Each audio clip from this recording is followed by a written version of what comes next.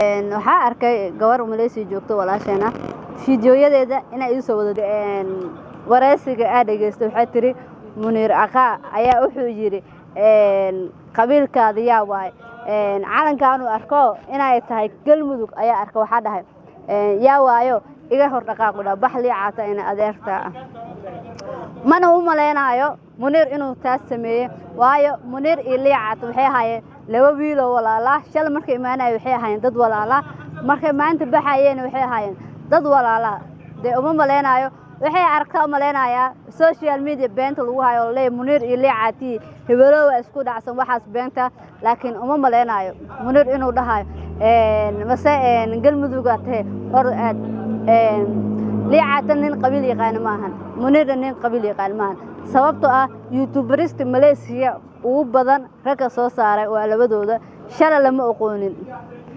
lama aqoonin youtuberist Malaysia markay imaadeen la bartay hadii run laga hadlaa waayo runta waxa la lama furaan ba fahmaysin oo maleenaya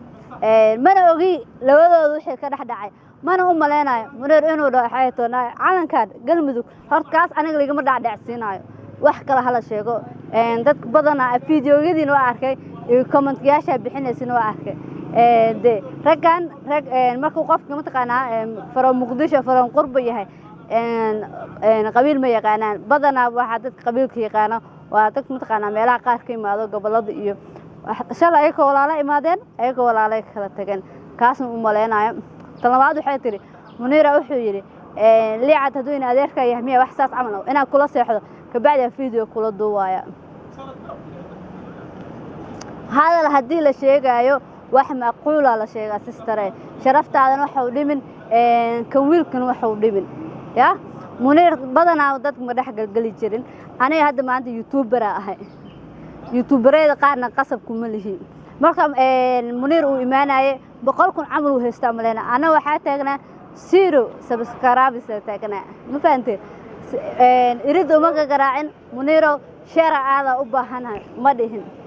maanta meesha gaarsiisanahay ana isgaarsiin ilaahay ka sukow ana isgaarsiiyay iyo dabeecadda ay ku gaaray haduu qof wax ila duwa aragtid waa qof aan kasbaday dabeecad ahaan u kasbaday dad wax la soo wada duubay jiraan asad xajiyo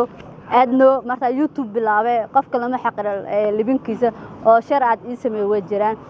martii dambe aatiim noqday Hanad Umar iyo liibaan aatiim ku noqday istawa daabo laakiin hal mid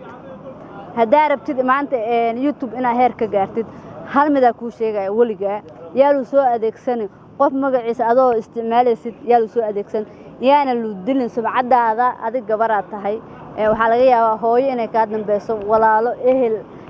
intaas ba fiiri sumcadaada yaa la dilin okay sumcadaada